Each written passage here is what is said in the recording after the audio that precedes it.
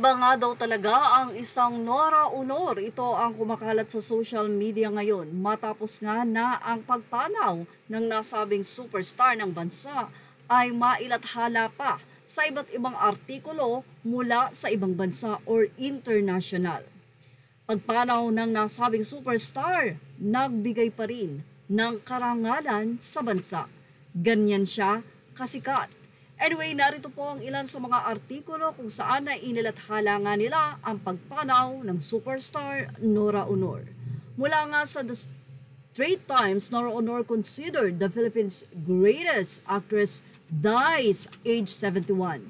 The Philippines is giving actress and national artist Nora Honor a state funeral.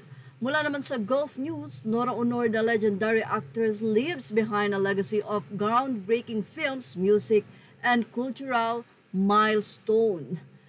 Nakakatuwa po talaga. Ito naman mula sa NBC News, Nora Honor, one of the Philippines' biggest stars, dies at 71. Honor gained fame in her teens as a singer in the 1960s before moving on to movies. She amassed more than 200 credits in films and television. Wow! Nakakatuwa na talagang nakikilala Pilipinas dahil sa kanya. Mula naman sa Los Angeles Times, Nora Honor, veteran performer who was beloved in the Philippines, dies at 71. At mula sa USA Today, Nora Honor, most awarded actress in Filipino cinema, dies at 71. Touch Generation. Ito ay mula sa artikulo ng USA Today ni Talihuan Moorman. At sa BBC News, famed Philippine film star Nora Honor dies at 71. Nora Honor was awarded the Philippines. Well, ito naman, nakakatuwa dahil napakarami nga talaga ang sobrang umalala sa mga magagandang nagawa na iambag ng superstar na si Nora Honor sa bansa. Hindi ito maikakaila dahil simulat sa poll nang nagsimula ito sa showbiz industry ay sobrang kinilala na nga ang kagalingan nito sa pag-awit.